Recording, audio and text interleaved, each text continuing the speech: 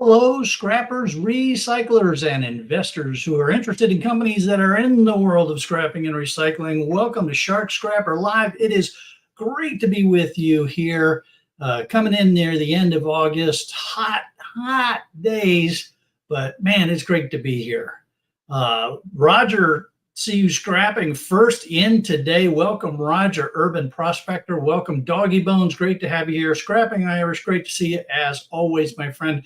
It is awesome to be here, and I really appreciate all of you that came up earlier this week to help me test out some of the fixes that we did for the channel and to test what we think was going wrong with the audio for the last couple of weeks.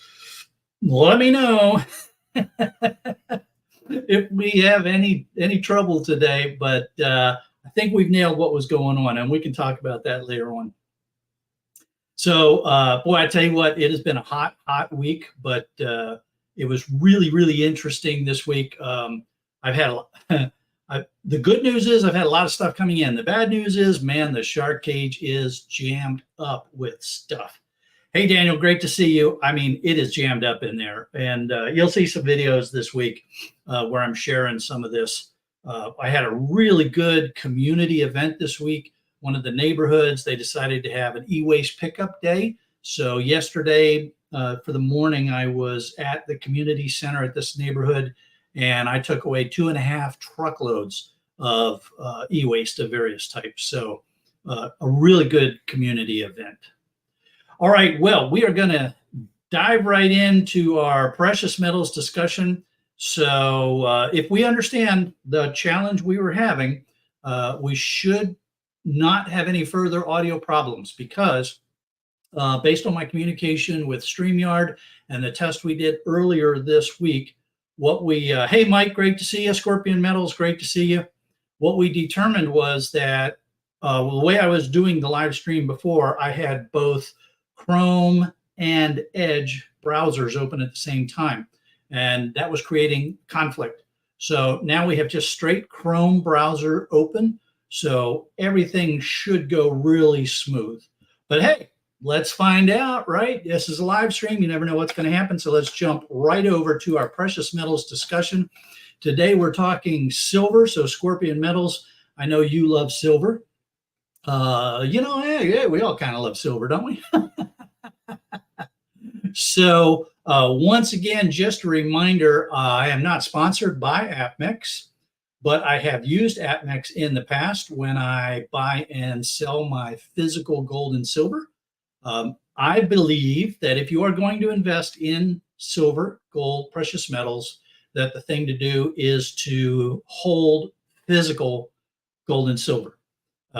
It's yours. You've got it. Nobody can, say, oh, oops, we sold too many certificates, or, oh, yeah, actually 3 people had a claim on that in the vault. And so they can't do that. If you own the gold or silver in a physical form, it's yours. Now, yes, you have to be able to sell it. So you need to know how you're going to sell your stack at some point if you're trying to get money out of it in the future.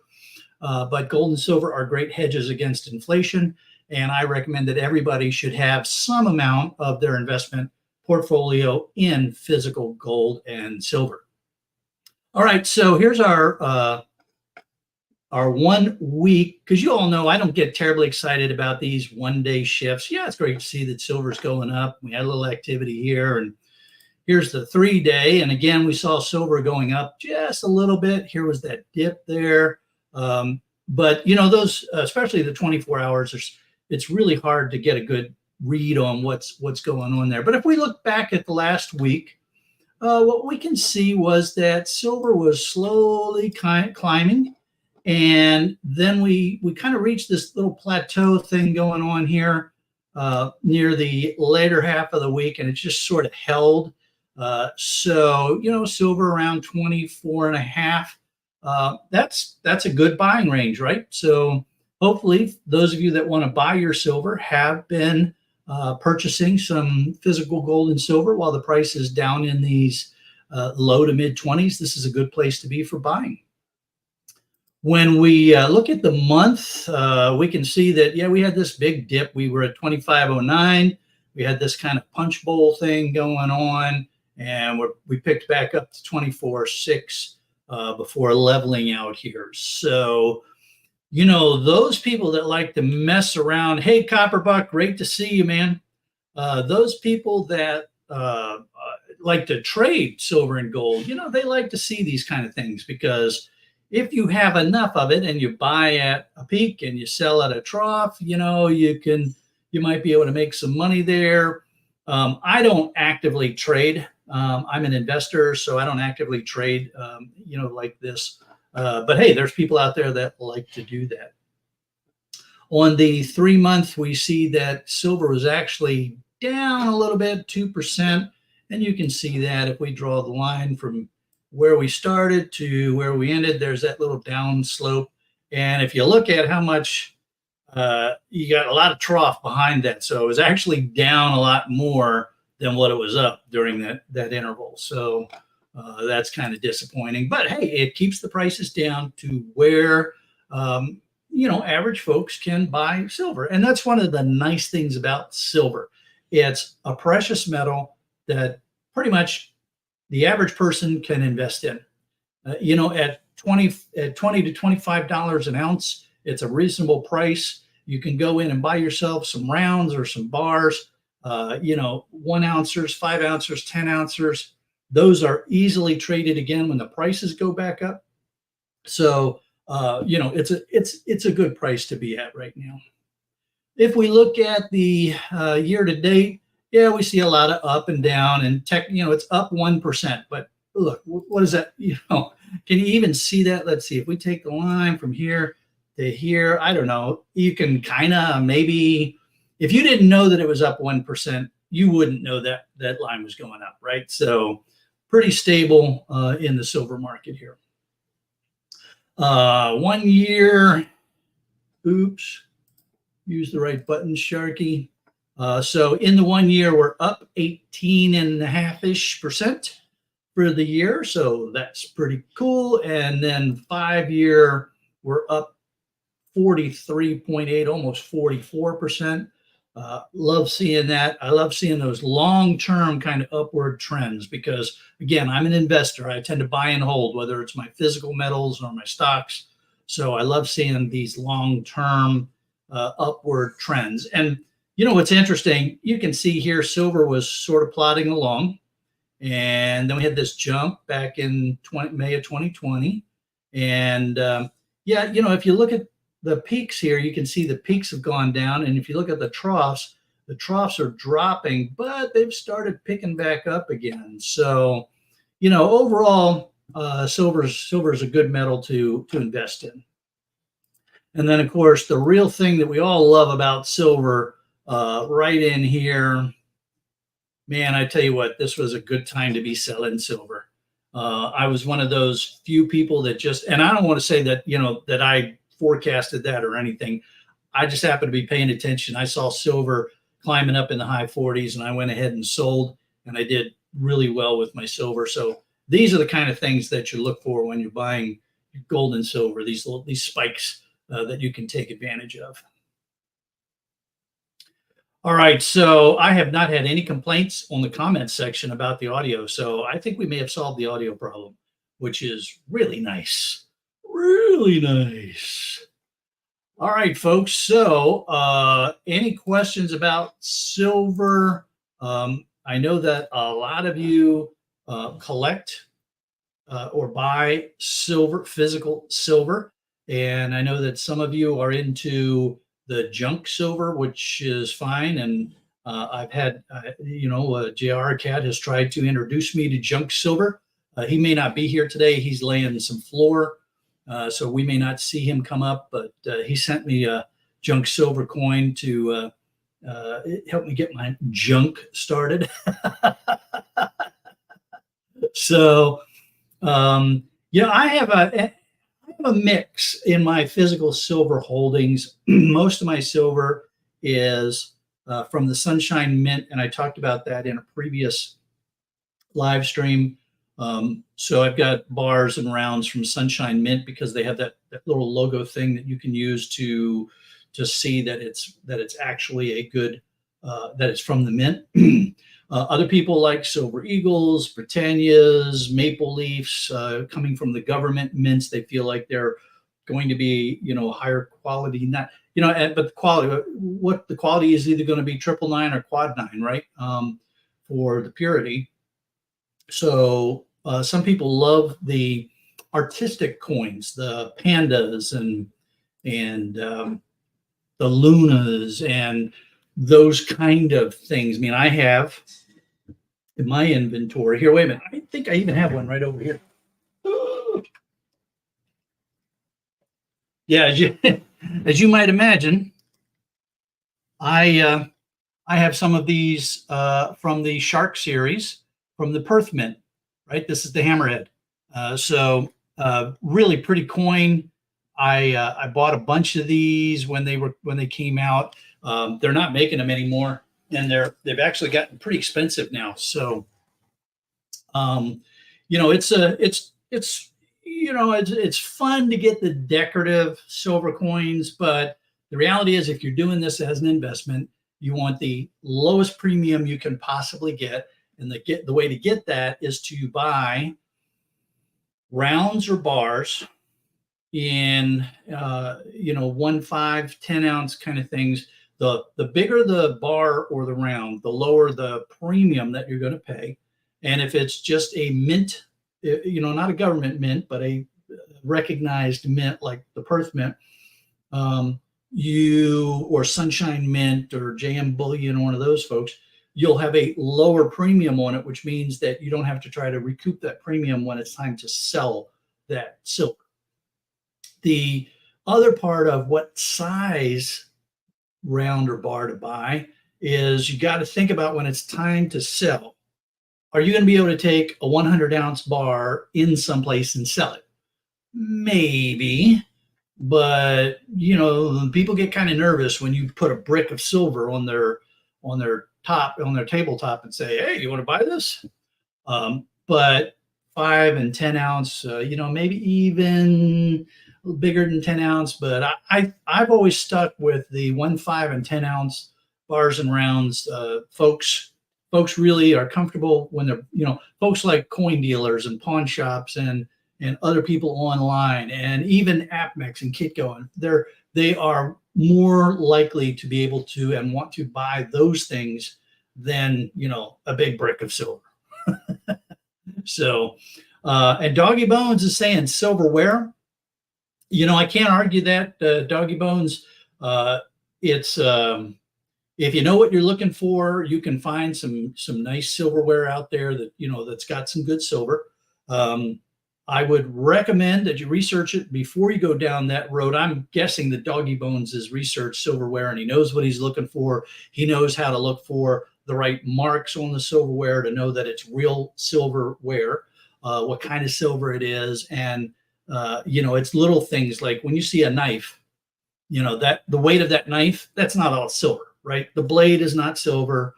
And there's going to be a tang inside the handle. That handle, the decorative handle part, will be some sort of silver cladding over a heavier tang and those kind of things. So silverware is a great way to pick up some silver, and you can usually find those at estate sales and those kind of things. I've even known of some folks that have gone to thrift stores and rifled through the silverware trays in the thrift stores and found some good silverware that the thrift store either didn't know or wasn't paying attention or something like that. So Scorpion Metals is saying that his stack is plain stuff. His collection is high premium stuff, and he hopes to sell the collection. The stack is for financial freedom. There you go. And what that says too is that Silver Scorpion has a plan. He knows why he's buying what he's buying, and he knows what he wants to do with it. And that's one of the things that I always recommend to scrappers and to people that are going to get into stacking, even people that are going to get into business, right? It's understand why you're doing what you're doing, and don't just, shotgun out there doing stuff. Have a plan for what you're going to do, because your plan is always going to have to change.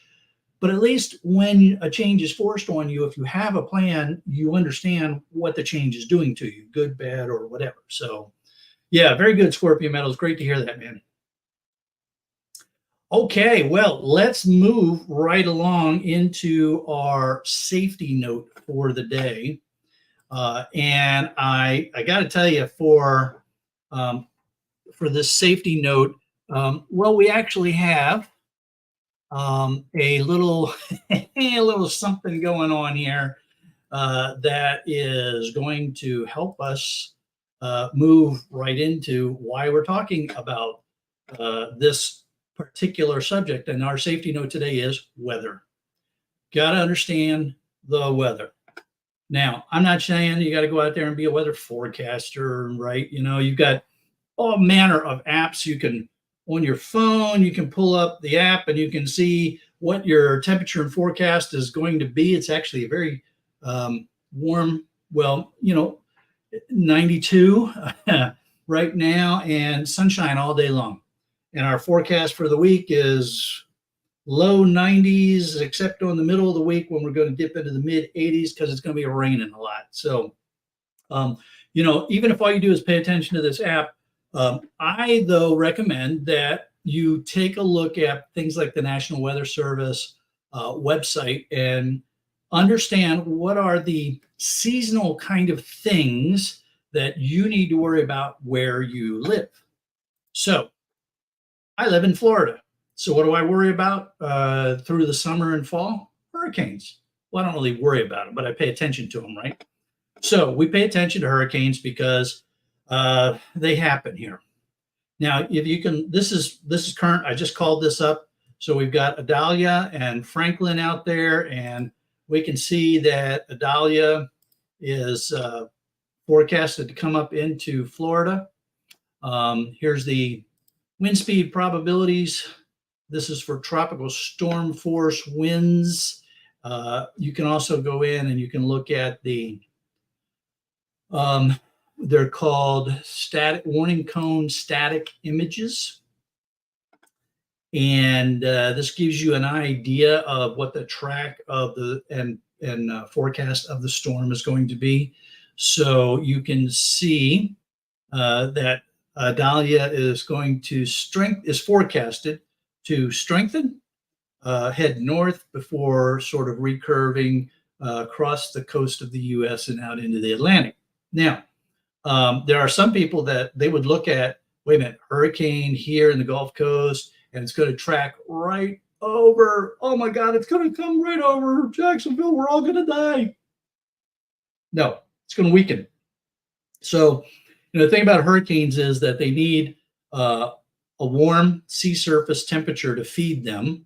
And Idalia is going to have plenty of warm sea surface temperatures because the Gulf Coast is at record high temperatures here. So it's going to get plenty of energy coming up here. And it could be a pretty significant hurricane as it comes into the Gulf Coast here. But as it tracks over land, it's going to start to weaken. And we're going to get a lot of rain here in Jacksonville, right? Here's where I live, here in Jacksonville. And yeah, we're going to get a lot of rain. But it's this is not uncommon for hurricane tracks in Florida. If I was living on the coast here, let's see if we can do this maybe. If I was living on the coast here, I'd be a bit concerned for sure, right? Because you're going to have a landfalling hurricane that has the potential to get, really get some energy behind it. So yeah, I'd be a little concerned. Now, over here in Jacksonville, am I terribly concerned? Nah, not really. I mean, I'll go around and I'll pick up the yard and I'll make sure that there's, no missile hazards that could come along and create real problems. And I will probably start to look at this next week and make adjustments to what I would normally do so that I don't have to be doing something when the storm is coming through. It looks like the storm is going to come through between Wednesday and Thursday. So I'll just plan to not have to do anything outside on Wednesday if necessary. All right. So, that's the kind of stuff that I'm suggesting when I say that you need to pay attention to the weather. Understand the typical patterns for where you live, and then look ahead and think them through. If you're living up further north, you're less concerned about these kind of tropical storms, more concerned about clippers and nor'easters and the rain or snow events, and so you plan accordingly for snow events. But don't just wake up in the morning and look at your phone and say, "Oh crap, it's going to be a storm today."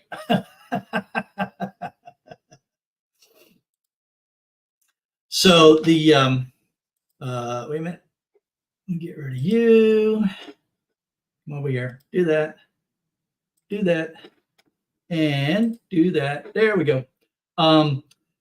The other thing that that I strongly recommend people do is you really want to pay attention to tornado warnings, flash flood warnings. There's a tremendous amount of effort that gets put towards understanding the weather, and everybody likes to joke about meteorologists being the only people that can get things wrong more than they're right and still have a job and such. Trust me, it's a very challenging thing to do. I am a meteorologist. I have a master's degree in meteorology. I used to do that when I was in the Navy. So I understand the challenge that these forecasters face. They're trying really hard to protect the people's lives and property. So when a tornado warning gets issued, please take it seriously, pay attention to it. We'll do that for hurricanes. As Buck made the point here, he said, "Yeah, that one's just a party cane for us." Party cane. Oh, I got you. Yeah, party cane. But that's because we've lived in Jacksonville for a long time. We know when they come across the state like that, they're probably going to rain out, and they're probably not going to be as damaging for us. So it's not that bad for us. But we pay attention to it, right? And Buck also points out there's more aluminum patio scrap coming. Yes! That's a pretty, oh man, that's not, I shouldn't, don't even, no, yeah, come on, let's blow them down. But you know what? It's going to happen, right? There's the possibility of some wind damage from this. And, so yeah, there could be some more aluminum scrap out on the street for me. Oh, Buck, that was mean, man. That was just mean. Hey, by the way, I just got to tell you this, everybody, man, I really want to thank Buck.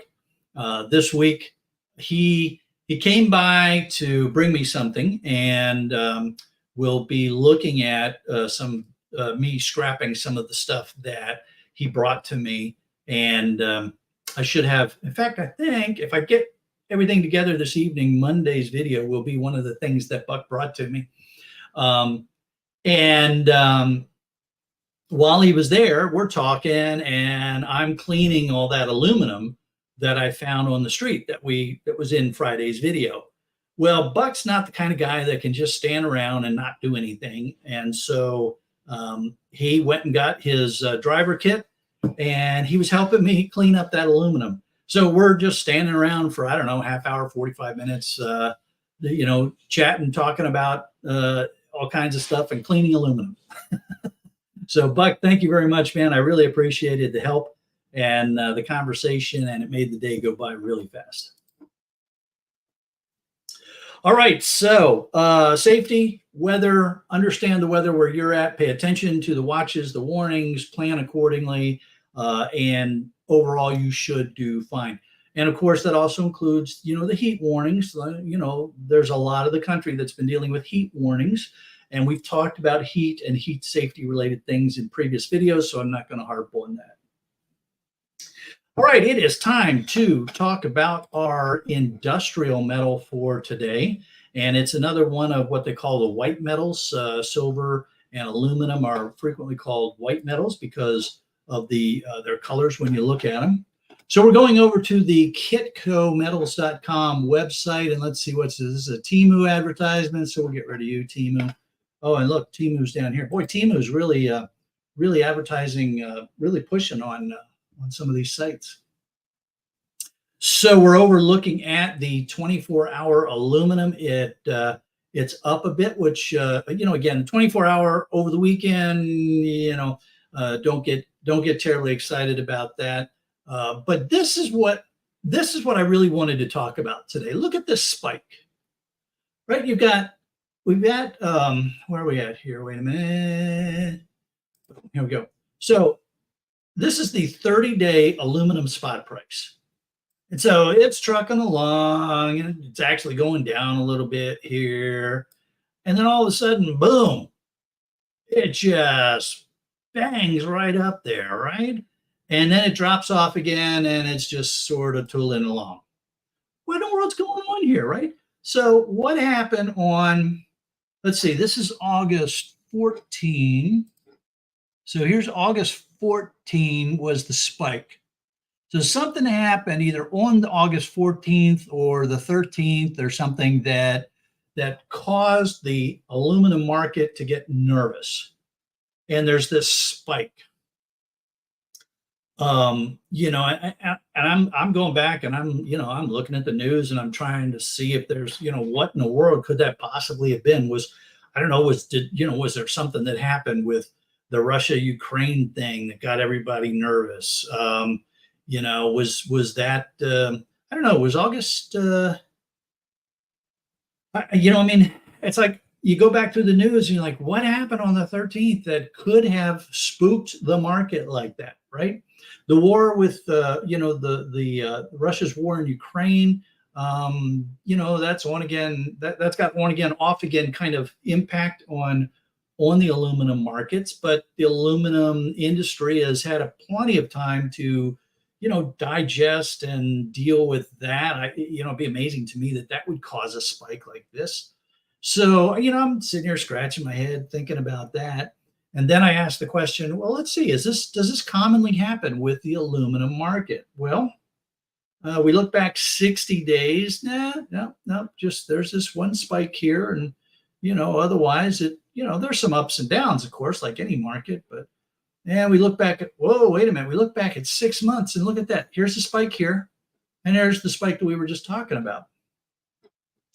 So there's these things apparently that just spook the industry for whatever reason. Let's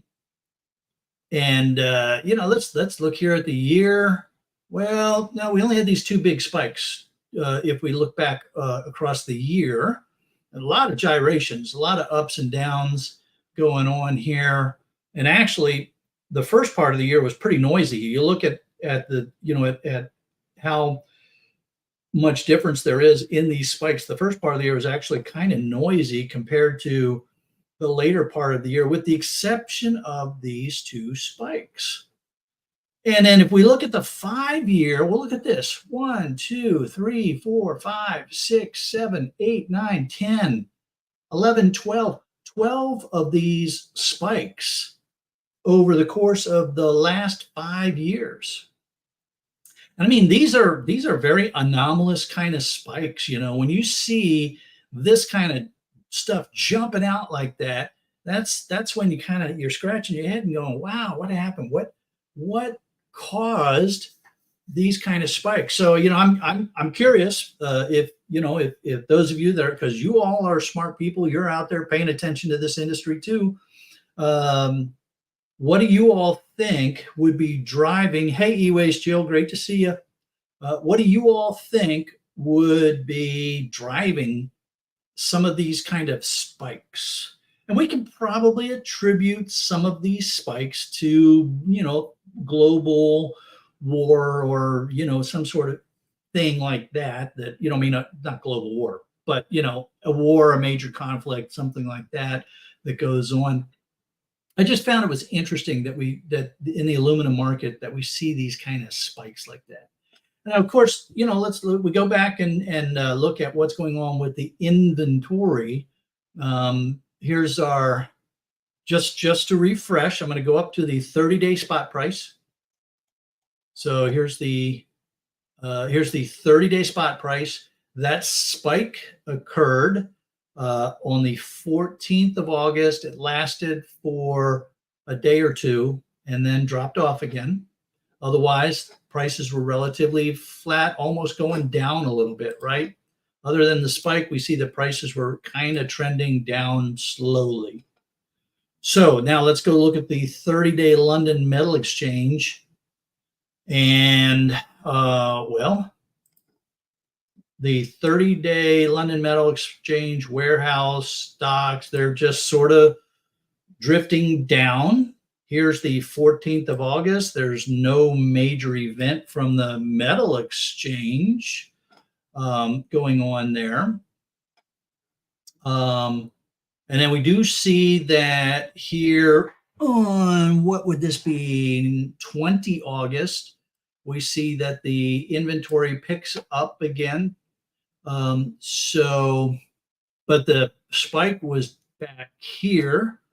So we can't, there's nothing going on with the inventory that would otherwise cause something to, drive that kind of spike. 60-day, we see, the inventory basically drifting down. And then here's that growth we were talking about there. So we love to see the inventories go down because that should drive the prices up, but it really isn't driving aluminum prices up all that much for us. On the 6-month London Metal Exchange, again, there's nothing here that would kind of tell us why we should see any of those spikies, right? The inventory goes down, it picks up, it goes down. I mean, this happens, right? That's what's going on. So overall for the year, now look at this. Here's the 6-month. If you just looked at the 6-month, you would say that looks like a downward trend. But if you look at the year, you can see that overall for the year, inventory is climbing. So, that's why it's important to pay attention. I believe it's important to pay attention to the long-term trends in these things. We see inventory climbing for the year. If we look at the 5-year, we had inventory was slowly starting to, in fact, wait a minute, let me do this. Let me get a little bit smaller line so we can, here's these peaks. So we saw that inventory was slowly climbing. Even the troughs were slowly climbing. And then we peaked out in, what is this, summer of 21 or spring of 21 here. And then the inventory crashes down and then starts slowly building back up again. Again, none of that explains those spikes that we saw. So very, very interesting. Urban Prospector, maybe the buyers are buying enough aluminum to cover a period of time during the year, only have to buy twice a year. And it's set at this. Hey, now that's an interesting thought. That's a very interesting thought. Could that, that's interesting. I really don't know enough about the buying patterns of major industry buyers. And I haven't read anything that says that's what goes on, but that is interesting, Urban Prospector. Very interesting. Copper Buck is saying Bidenomics. I don't like to talk politics here, but what I would suggest is that it doesn't matter who the president is, doesn't matter about Congress or the Senate. What the U.S. economy, the way the U.S. economy is going to influence metal prices is, if there's a strong economy and people are buying a lot of stuff, then material gets consumed. And if things are weaker, then there's less material. And I think that overall, over the course of the country's history, people like to blame this president or that president or this Congress or that Congress. To me, it's a waste of energy to do that because that those kind of things don't really explain what goes on in these industries for this buying thing. So Urban Prospector might be onto something here. I'm going to dig into this one a little bit and see if there's something here that I can that might come up with something there. I'm going to look into that more, Urban Prospector. Thank you. Um, so you know, my comment about the U.S. economy and its impact on industrial metals, we don't see that impact as much as we would see it on, say, silver and gold, right? Because with silver and gold, those are hedges against inflation. And so when we see the Fed raising interest rates, then we see investors that are using more bank type investments, CDs and things like that. Gold and silver don't get priced up as much when interest rates are up, because people can get more money, using assets that they get from the bank. I mean, you can get some CDs for 5+% right now. There's a certain amount of, that influence in what our government is doing, actually what the Fed is doing, that can have some influence on the precious metals market, as we have seen.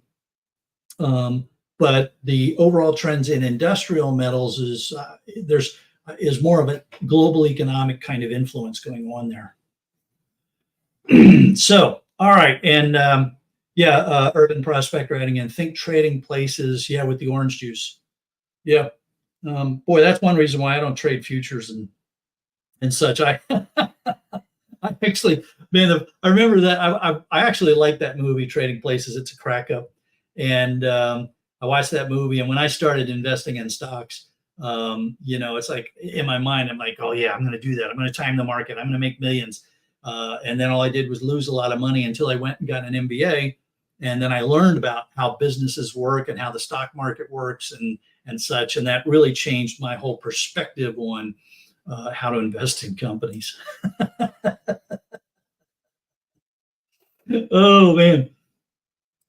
So, all right. So aluminum, I think the bottom line for us as scrappers in aluminum is use it as your way to cover your expenses, right? We don't see a whole lot changing in the world of aluminum prices. So whatever is a comfortable amount for you to accumulate and then sell, and accumulate and then sell. For me, I try to make at least one non-ferrous run a week as a way to keep my cash flow moving. And aluminum is usually a big part of my cash flow. So whether it's sheet or cast, dirty, aluminum, there's always, I can't think of a single non-ferrous run that I've taken in where there wasn't some component of aluminum as a part of what I was taking in. So aluminum is a good cash flow kind of metal for us to have as scrappers and recyclers. We get a bunch of it. The prices don't change a whole lot for us. So, just keep it going. Now, I say the prices don't change a whole lot for us. My non-ferrous yard has very stable pricing for a scrap yard.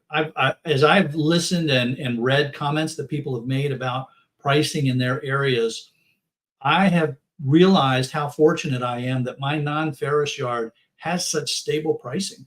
It's really, really kind of nice because I can almost plan on, what my cash flow is going to be from week to week based on the aluminum that I'm bringing in, because they change their prices so rarely. Now, that's not true of all yards. And so you need to understand how your yard works and what your yard does with pricing, of course. But I've been amazed with the stability of my yards. Urban Prospector says that his yards around here don't break down aluminum into various types, one price for all. Yeah, that's definitely another issue that some people have brought up. And of course, when you say sheet versus cast, it's aluminum, right? The sheet versus cast is the process that's used to shape it.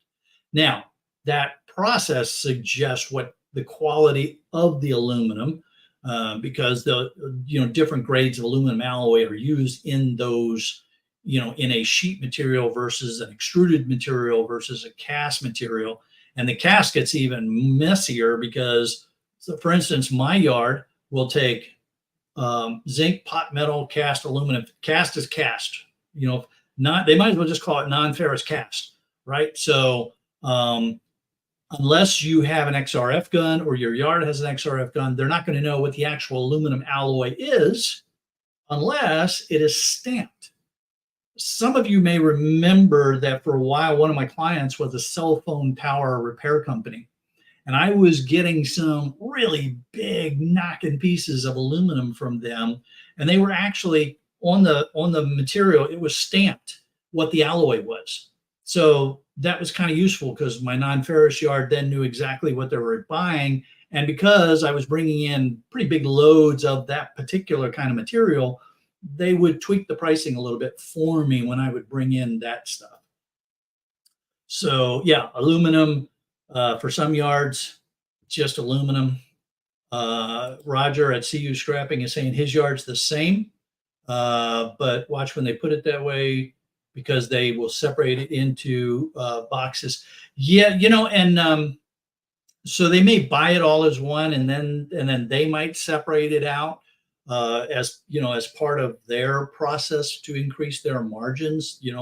That's true.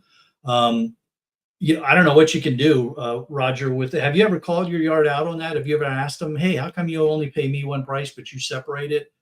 Because they're separating it because that's how they have to sell it. And so your yard has decided that, okay, for us, the simplest thing to do is to just buy it as aluminum. But then we'll take the time afterwards and separate it, or if it's obvious, we'll separate it while we're there so for how they sell it. And there's a lot of reason why yards are going to do that. Sometimes it's training, right? Can they might have so much turnover that they just can't keep their people trained. And so they might only have one or two people per shift that can actually do the separating. Maybe it's just that they've said, hey, look, this is our business model. This is how we're going to do it. We're going to make it simple. It's going to be one price. Then we're going to separate it to sell it, but we're only buying it as one price. And I hate to say it, but sometimes a lot of towns only have one yard, and so you're stuck with whatever they decide to do. So, and just like every business is out there, some scrap yards are a little more customer focused, and some are not. All right, Scorpio Metals, take care. It was great to seeing you here again. Have a good one, man. Be safe. So, anyway, good discussion on aluminum. Keep it moving, keep it selling.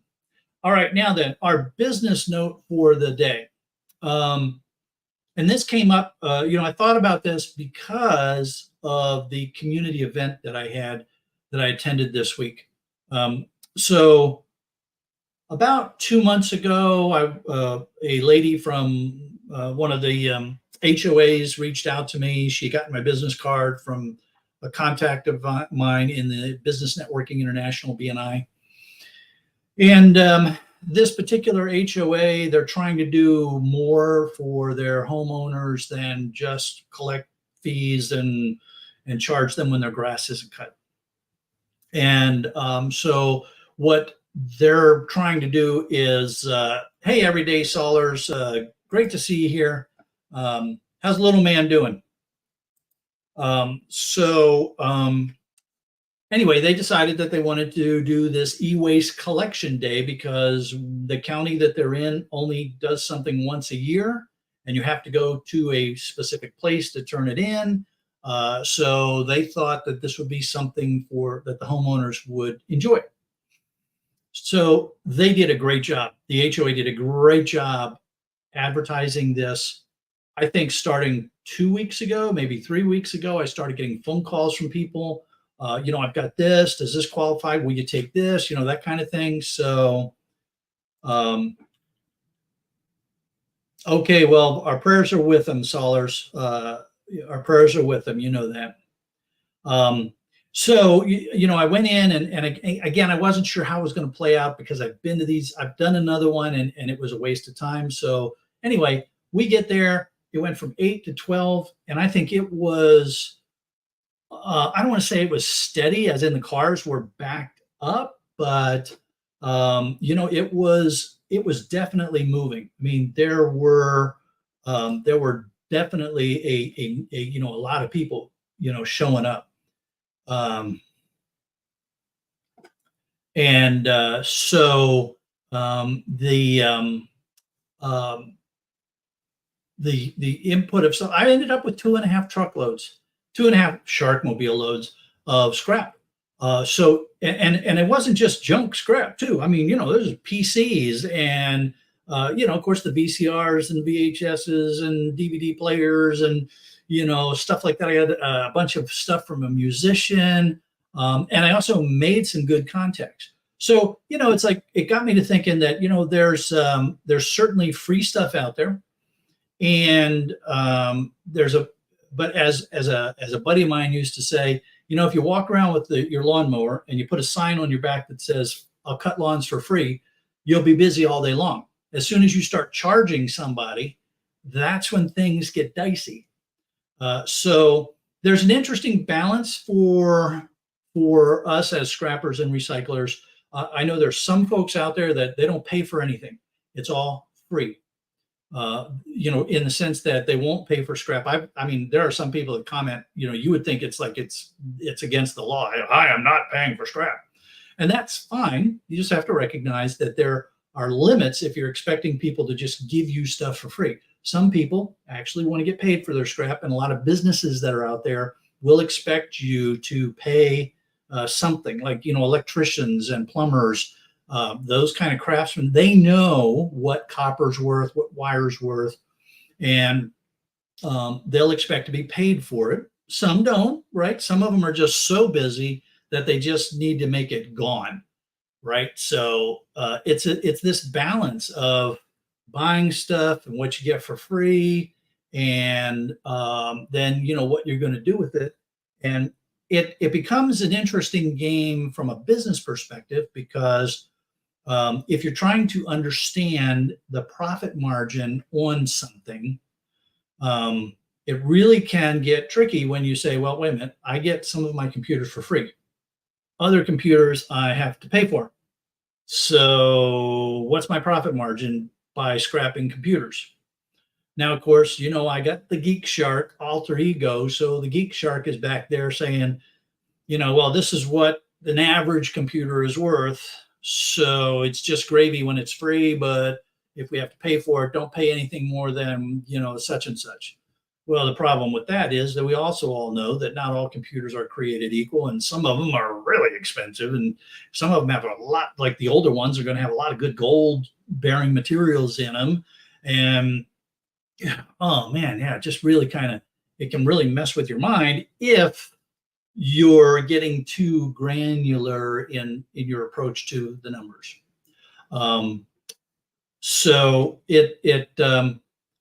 you as a business owner need to pay attention to these things only because you have to report your taxes, right?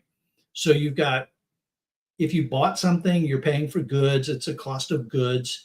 If you get it for free, well, depending upon where you live, if you have to report inventory as your taxes, well, how you're going to handle that? Then you need to talk to your accountant about how you handle inventory costs and such for your tax purposes. My guess is that most of us don't have to worry about this, right? For me, I mean, I bring stuff in and I try to keep it moving as fast as I can, even though I'm kind of far behind right now. I've had a couple of weeks of a lot of stuff coming in and not going back out. So I need to get busy. But it's definitely, you definitely gotta think about and don't let the free stuff skew your numbers as to how much value you're really getting in your scrap work, in your scrap industry. Now, again, if you're a hobbyist, don't worry about it, right? You're a hobbyist, you prefer things to be free because, why, I mean, I used to say that back when I was doing this as a hobby, it's like my hobby that paid for itself, because when I would buy something, I usually was able to offset more, whatever I paid for it, after I sold some stuff off. So as a hobbyist, none of this matters. It's just if you're doing it as a business. But like anything, hey, free inventory is great, right? So all right, Urban Prospector saying, Sharky and everyone else, if you're interested in a community type day, check with the local paper shredding company and see if they do shred days. So this community tried to get a shredding company to come in and do exactly that. The problem they've run into is that all of the local shredding companies, well, again, I don't know how many they've talked to. I only know that what they told me was every shredding company that they spoke to wanted to charge a huge price to bring one of their trucks in and do a community shred event. And I've heard another community manager talk about the same thing. So I think that at least what's going on around here is that the shredding companies, they recognize that, well, wait a minute, if I have to have 1 or 2 people at this event on a Saturday or Sunday, I'm paying them overtime. I've got the wear and tear on the truck and the equipment. So this is what it's going to cost. Now they might give the communities a little bit of a break. They might not, so it really would be a good thing to do. And if communities can do that, then yeah, that's a nice thing for a community to do, because there are a lot of people out there that they've got their credit card bills, their other personal stuff, and they want to get it shredded. And the home shredding machines, they say, some of them will say, no more than 10 pieces of paper. Well, I think a 1/2 inch must be 10 pieces of paper. Well, why is it all messed up?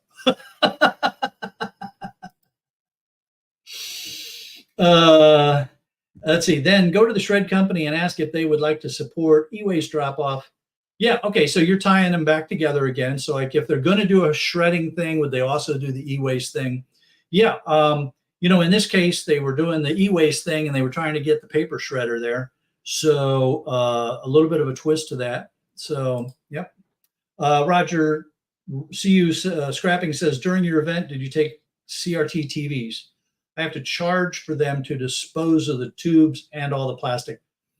So Roger, what I told them from the very beginning is that I would not take CRT TVs for that very reason.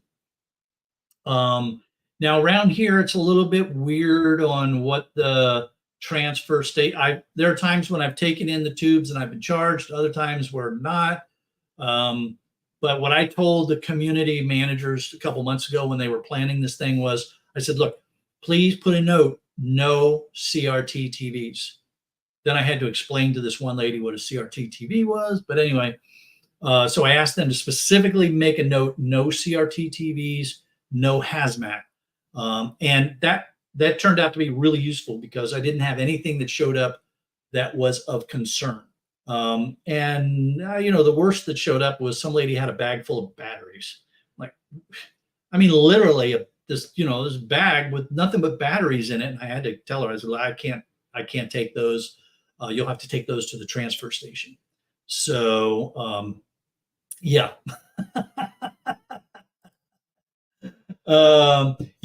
Roger, Urban Prospector saying he'd say no CRTs. Yeah.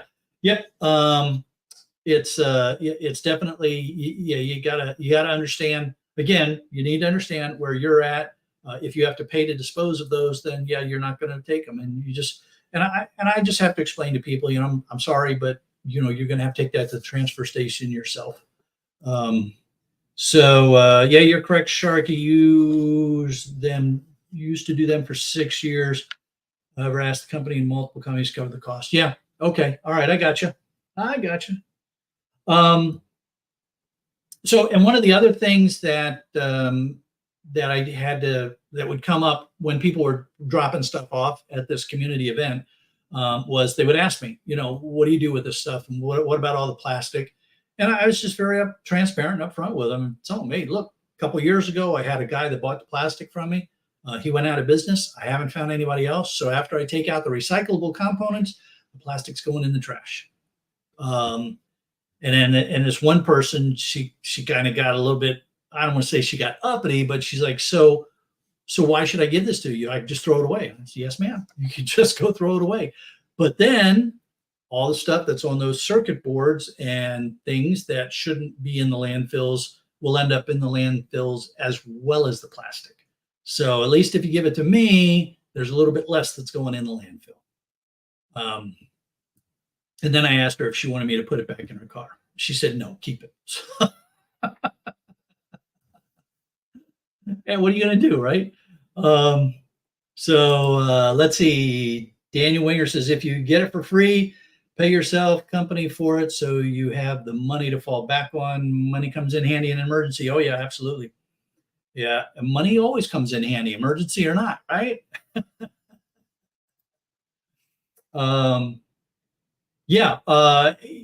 That's a real good point. Urban Prospectors had this a couple of notes here now where it's been tying together these threads of the shredding thing. And even though multiple companies may have had to come together to pay for the services of that shredder, all of those companies were able to get their names out there and get some promotional value.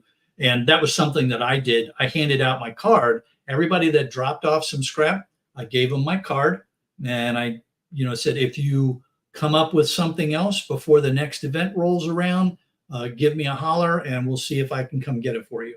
Fortunately, this neighborhood is pretty close to the shark cage, so it wouldn't be a big deal for me to even come pick up a PC or something from folks, because they're really not that far away from the shark cage. So that wouldn't be a big deal within this company.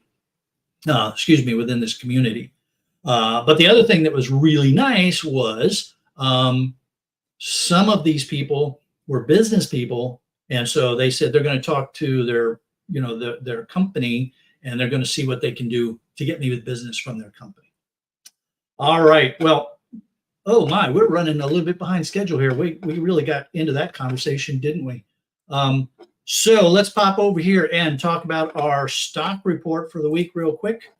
Don't want to leave you without some stock advice. So remember that everything that I talk about from the stock comes from the Value Line Investment Survey, where all the information is unbiased. They do not accept advertising. It's just data and an unbiased analysis of the data. Today, we're talking about the natural gas utility industry. There are two companies that I want to bring to your attention. The first one is Spire. Their ticker symbol is SR. Their yield is currently 5%. That's pretty good, 5%. And that's on $58.88. So it's a little bit expensive, but not terrible, right? I mean, we've looked at stocks that were $100, $200 a share. So 5% on basically a $60 investment. So, and you can see that they are qualified as a Div 0. So 17, and actually they've been longer, 17 plus years of increasing dividends per share per year. So that makes them a very investor-friendly company to be a part of. Hey, JCT, I see you lurking. Here you can see what the graphical look at, and boy, I bet you that was not fun in the boardrooms when they were talking about what they were going to do. You look here and it's like, okay, so we're going to raise stocks this year or not? Their commitment to their investors was such that yes, they still they didn't even stay flat. They increased the wait a minute, let's make sure. So that's 2019 going into 2019 going. Yep, they still increased their dividends per share. So that's their commitment to the investors showing right there. So that's one of those companies you look at that and you say, yeah, I might invest in them because they're taking care of their investors. Remember, I'm a dividend investor. This is what I love to see. Now, another company that is good to look at, UGI, and they're in green up here because, again, full transparency, I own some UGI stock. Their yield is 6.3%. Wow, that's even better, 6.3%. And look at that share price, $23.71. That is very, very affordable for a lot of us to buy this stock. They're qualified as a Div 0. So look at that, 17 plus years of increase. Oh, the audio just went. All right, so hang on.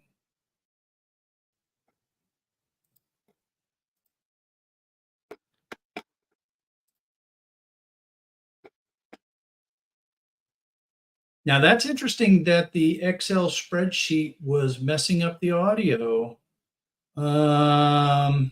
Okay, huh, interesting. All right, so anyway, UGI is definitely something that you're going to want to look at because they're paying more interest than Spire, and they're a much more affordable stock to go into. So, unfortunately, we waited till the end with that Excel spreadsheet. So it hopefully, and it'll clean up here in a little bit, the audio. It always comes back shortly after I shut down the offending tab. But now I have to go in and find out why that tab caused a problem, because that's not a, that was an internal file that I brought up. So we'll go check that out, look into that. In the meantime, though, it is time for us to go take a trip across the pond to Ireland. So those of you that have autoplay enabled, you will automatically be taken to Scrapping Irish's channel when I end this broadcast. If you do not have autoplay enabled, please go check YouTube, look for Scrapping Irish, and click on his live stream and join us over there.